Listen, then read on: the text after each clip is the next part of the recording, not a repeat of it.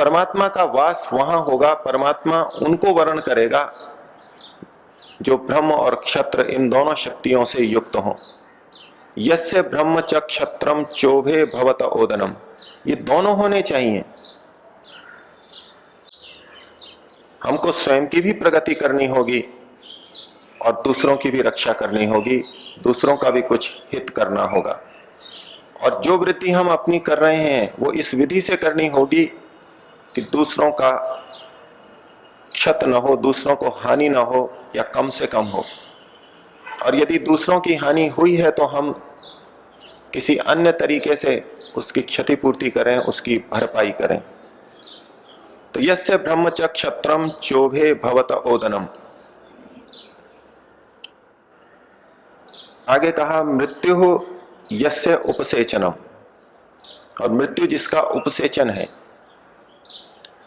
यदि व्यक्ति के जीवन में दो बातें आ गई, स्वयं की भी वृद्धि कर रहा है और दूसरों की भी क्षत से रक्षा कर रहा है, तो जैसे वो परमात्मा के द्वारा सरलता से ग्राह्य हो जाएगा, ओदन की तरह हो जाएगा। लेकिन परमात्मा को और रुचि पैदा करनी हो, परमात्मा और हमको अपनी तरफ आसानी से ले ले, तो उसमें ओदन के ऊपर हमको दाल या चटनी डालनी होगी। और वो दाल चटनी क्या है? मृत्यु यस्य उपसेचनम। ये गुण भी व्यक्ति के अंदर होना चाहिए। सामान्य अर्थ में तो हम सभी मरते ही हैं, लेकिन यहां जिस संदर्भ में बात की जा रही है, जिस गुण की और संकेत किया जा रहा है, वो कुछ भिन्न है। मृत्यु का अर्थ क्षय होता है, ह्रास होता है, हटाना होता है, नाश करना होता है। व्यक्ति ने अपनी वृद्धि की, ब्रह्म बना, साथ में दूसरों की भी रक्षा की, अपनी वस्तुओं की भी रक्षा की, जिन चीजों को बढ़ाया उनकी रक्षा भी की, उनको हानि से भी बचाया। लेकिन तीसरा गुण साथ में मृत्यु का भी होना चाहिए कि जब वो वस्तु निरुपयोगी हो जाए तो उसको नष्ट कर दे, उसको हटा दे। बहुत से व्यक्ति पुरानी पुरानी चीजों को अपने पास देर तक रखते हैं। जो चीज कमाई है उसकी रक्षा करना आवश्यक है, रखनी भी चाहिए, लेकिन यहां संकेत दिया जा रहा है कि एक समय के बाद में उसकी मृत्यु भी करनी हमको आनी चाहिए, उसका विनाश करना भी हमारे को आना चाहिए, उसको हटा देना भी हमको आना चाहिए। फैक्ट्री हो, चाहे देश हो, चाहे सेना के अंदर अस्त्र शस्त्र हो, उन सबको बढ़ाना चाहिए और उनकी रक्षा भी करनी चाहिए। लेकिन बढ़ाते रहें, रक्षा करते रहें और उनको देर तक अपने पास ही बनाए रखें, लंबे समय तक, कि बहुत पैसे में इसको कमाया है, लिया है और बहुत मेहनत करके रक्षा की है, तो व्यक्ति का हित नहीं होगा। वहां हमको मृत्यु करना भी आना चाहिए। भारतीय सेना के अंदर बहुत से विमान लिए गए, लंबे समय तक चले, लेकिन एक सीमा के बाद में वो हानिकारक हो जाते हैं, बार बार दुर्घटनाग्रस्त होते हैं, पायलट की मृत्यु होती है। तो अब वो एक समय आ जाता है जब उनका नाश कर देना चाहिए, उनको हटा देना चाहिए वहां से। तो यदि ये तीन गुण व्यक्ति में आ जाएं, एक तो अपनी उन्नति करे सभी तरह की, शारीरिक, मानसिक, वाचनिक, सामाजिक, राष्ट्रीय, और रक्षा भी करे दूसरों की रक्षा करते हुए अपनी वृद्धि करे, और एक सीमा पर आने के बाद में इनको त्याग भी सके, ये जिस व्यक्ति में आ गया तो मृत्यु यस्य उपसेचनम, मृत्यु उसका उपसेचन हो जाता है। उपसेचन के अंदर भी महर्षि ने जो अर्थ किए हैं वो वही हैं। सेचन का मतलब सींचना, छिड़कना होता है, और इसमें भी हम धातु देखें तो सिच क्षरणे है। उप यानी थोड़ा या समीप में, सेचन का मतलब सिच क्षरणे, क्षरण करना। क्षरण का एक अर्थ हम नाश लेते हैं, भवन का क्षरण हो रहा है, शरीर का क्षरण हो रहा है। और क्षर जो धातु है वो फिर संचलन अर्थ के अंदर है, गति अर्थ के अंदर है। जितना भी विनाश है वो बिना गति के कभी नहीं होता। गति हो, जहां जहां गति होती है वहां वहां विनाश होता है। और इस विषय में आगे चर्चा करेंगे। यमाचार्य ये संकेत देना चाह रहे हैं, ये हमको स्पष्टता से बताना चाह रहे हैं कि परमात्मा के द्वारा कौन वर्णीय हो सकता है।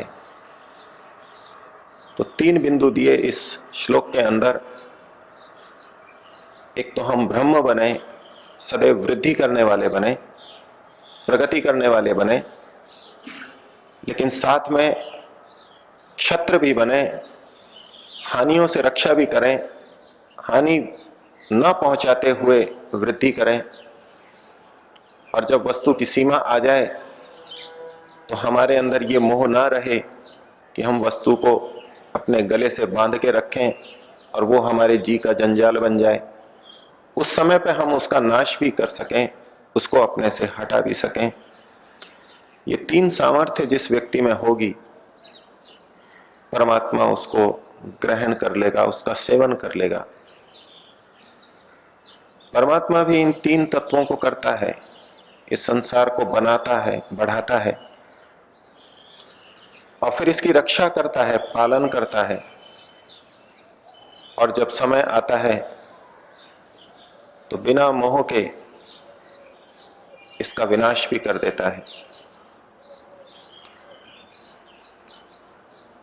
परमात्मा से प्रार्थना करते हुए ओम का उच्चारण। ओ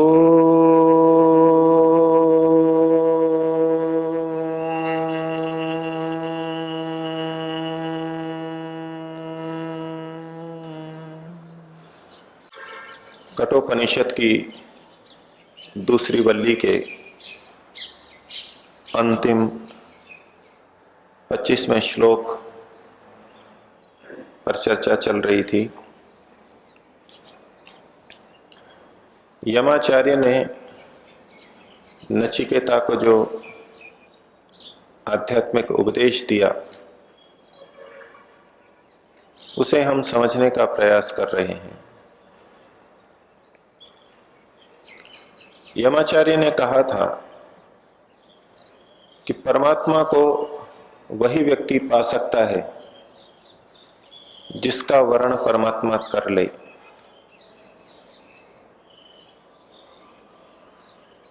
और परमात्मा किसका वर्ण करता है, किसका वर्ण नहीं करता है, उसको भी यमाचार्य ने बताया। जो दुष्चरित्रों से नहीं हटा है, जो शांत नहीं हुआ है, जो समाहित नहीं हुआ है,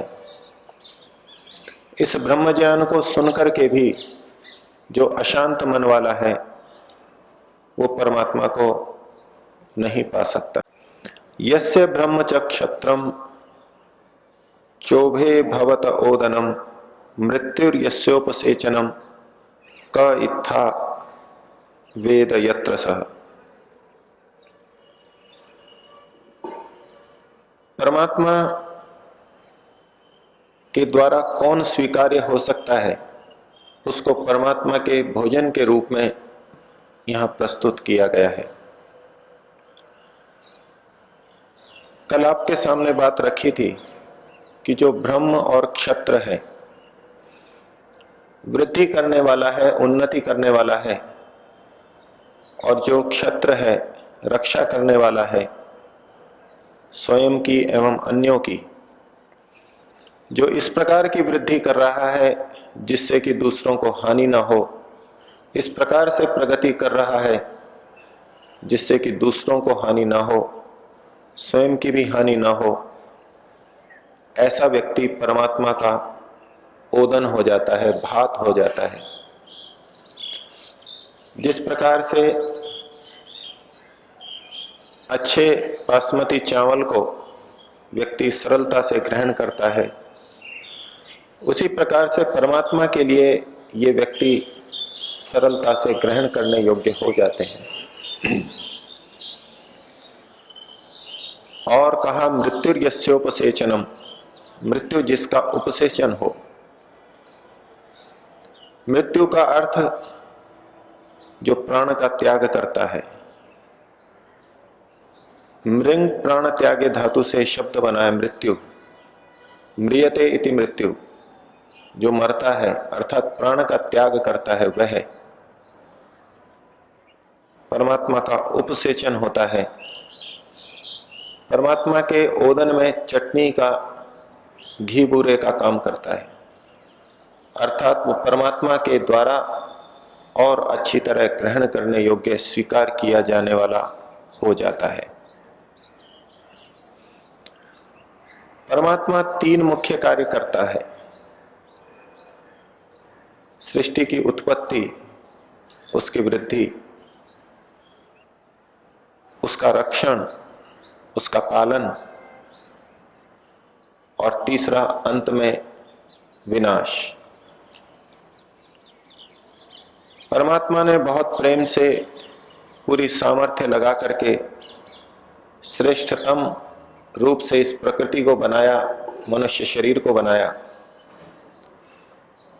और वो अपने श्रेष्ठतम तरीके से इसका पालन कर रहा है, इसकी रक्षा भी कर रहा है। लेकिन इतना होते हुए भी वो उचित समय पर इस सृष्टि का विनाश भी करता है। बड़ी लगन से, बहुत अच्छी तरह इस मानव शरीर रूपी कलाकृति को अथवा अन्य जीवों के शरीर को उसने बनाया, लेकिन जब समय आता है तो उन शरीरों को भी नष्ट कर देता है, उनके प्रति मोह नहीं रखता। तो तीन कार्य परमात्मा करता है,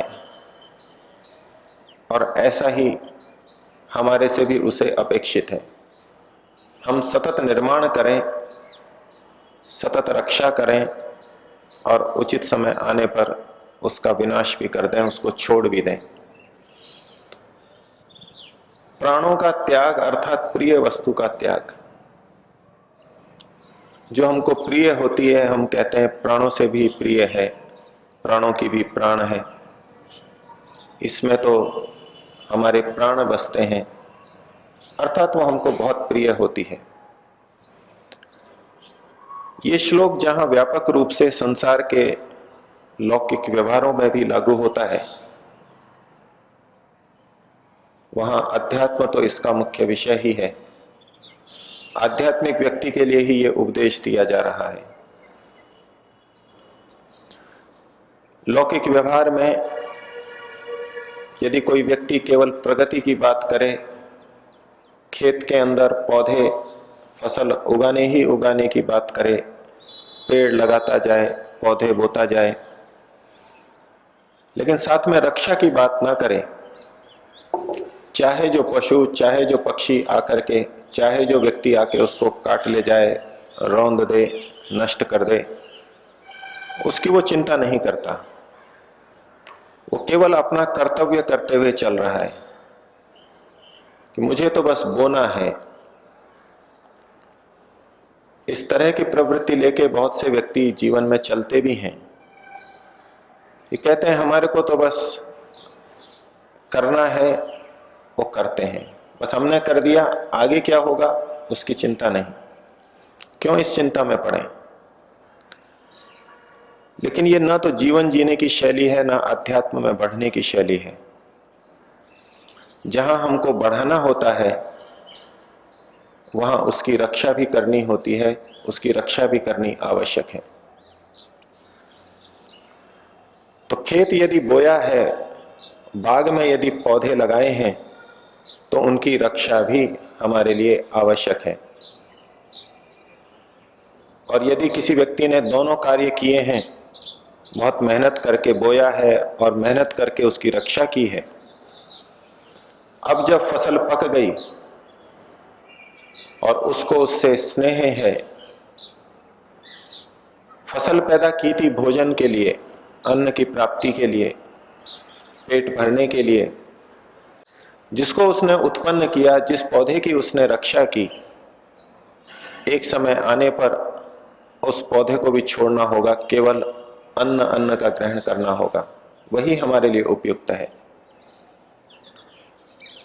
तो जो मृत्यु का भी सेवन करता है, प्राणों का भी त्याग करता है, प्रिय वस्तुओं का भी त्याग करता है, वो परमात्मा का प्रिय बन पाता है।